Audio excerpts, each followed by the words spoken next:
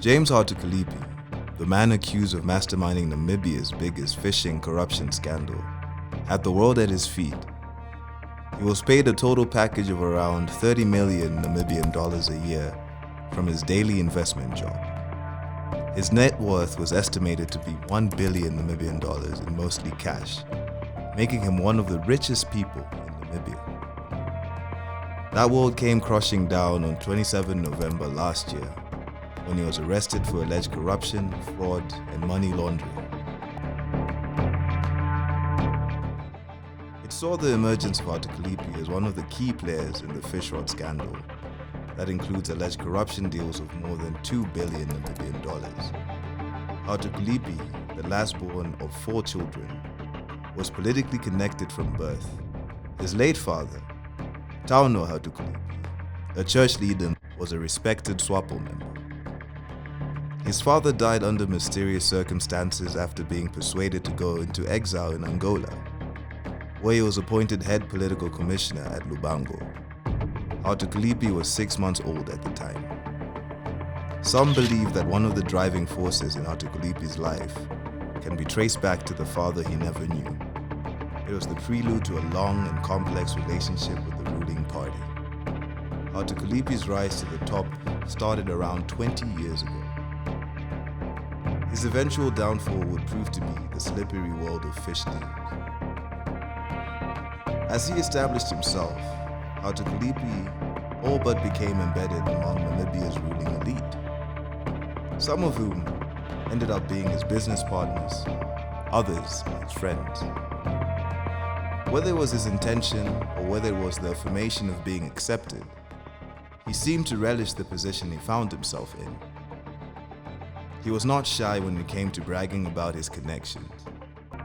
He often let slip that he delivered President Hage Geingoob's wedding suit in February 2015. Hatuikulipi was apparently in London when he was asked if he could pick up the incoming president's navy blue suit made by Geingoob's personal tailor in London. He delivered the suit just a few days before Geingob said "I do" on Valentine's Day. Up until last year, the sky appeared to be to the limit for Hatuikulipi. He had thriving businesses, a multi-million-dollar farm, a mansion outside Windhoek, friends in high places, and a top-paying job. But he wanted more.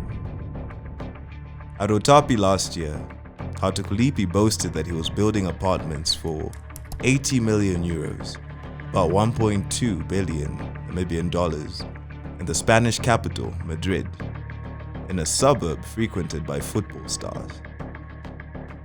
By November, though, the high-flying financier had fallen from grace. He and 5 close associates were arrested in connection with the Fishrot scandal. Among others, Hatuikulipi, Saki Shangala, and Bernard Essel have been charged with money laundering, bribery, and corruption in exchange for granting lucrative fishing rights to Icelandic company Sam Herji. Hatuikulipi's arrest led to the collapse of some of his assets, at least in Namibia.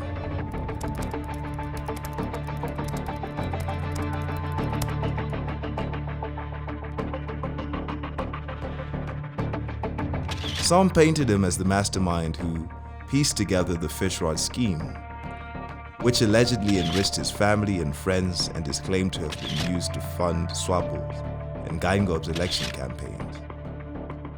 He has direct ties to all 6 suspects awaiting trial in his fishing scandal. They include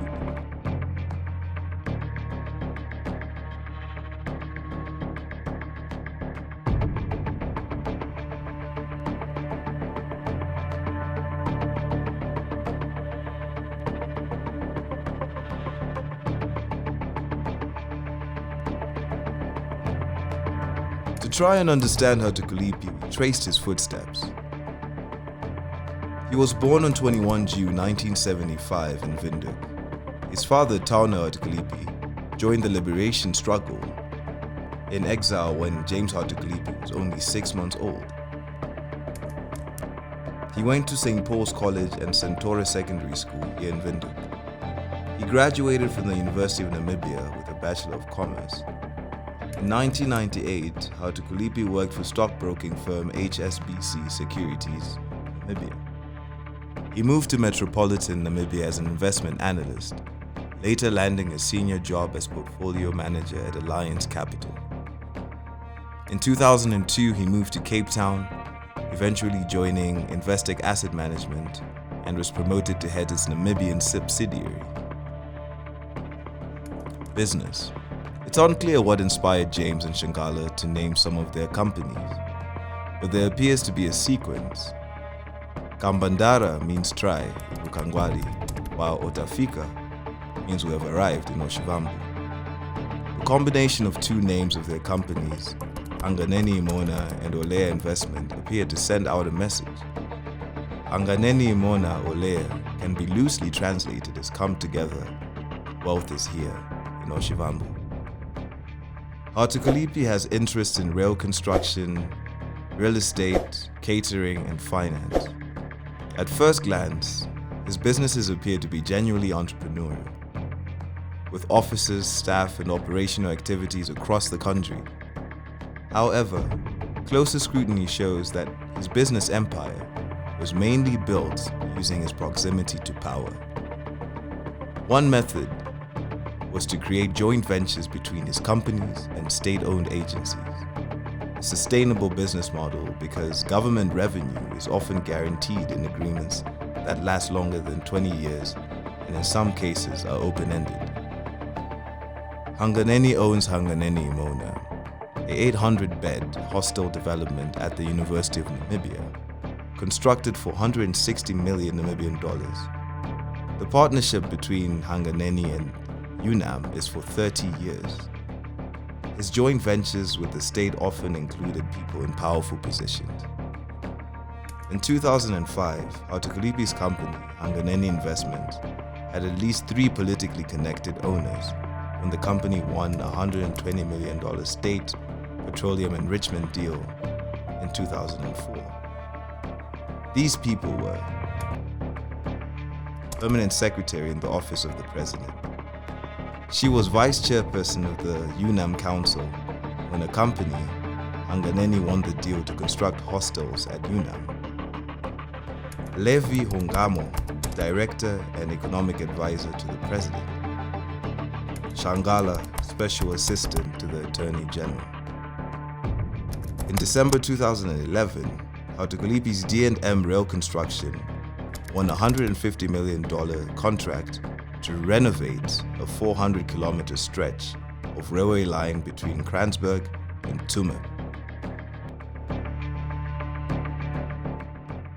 SL appoints James Hatuikulipi as Fishrot Board Director and Chairperson.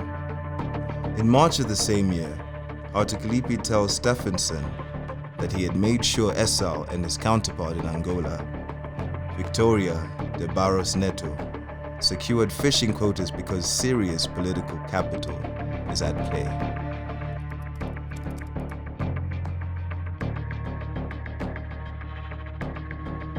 On May 24, 2014, Hatuikulipi registered Tundavala Investment Limited in Dubai.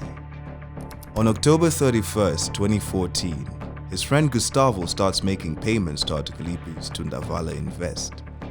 Namibia's Anti-Corruption Commission noted a transfer worth 120 million Namibian dollars in alleged fishrod money to Tundavala Invest.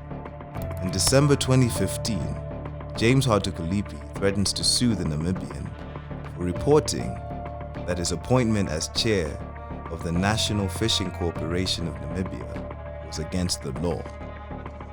On December 2016, Hatuikulipi traveled to Angola and visited a fish factory run by businessman Adrian Lowe. The following month, Hatuikulipi oversaw the formation of a joint venture between Lowe and Fishcorp.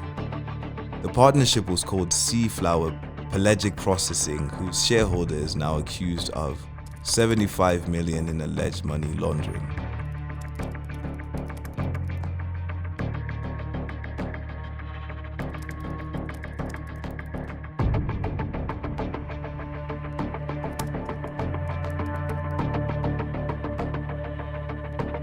I met James during the visit.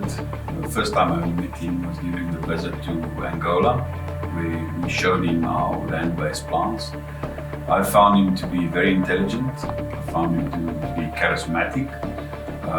He understood the fishing industry. He understood business. That I could clearly pick up very, very quickly. He was mandated by the government, which he also showed us, to basically restore and recover Fishrot. He indicated to us at the time that Fishrot went through very bad. It's an old company in Namibia, started in 1993. They were in deep trouble, and he was tasked to restore or recover Fishrot for that matter. The fact that he was also head of Investec Namibia really put me at ease, and that also indicated or explained to me why he had very good, can I say, boardroom manners. You know, as a businessman, he could catch something within the first 3 seconds, you know, which was quite nice to deal with him actually. Yeah. Last year, the Namibian reported that Investec Asset Management, Namibia, manages around 17.2 billion in state funds, including 16 billion from GIPF, 800 million from the Social Security Commission, and 300 million from the Guardian Fund for Orphans.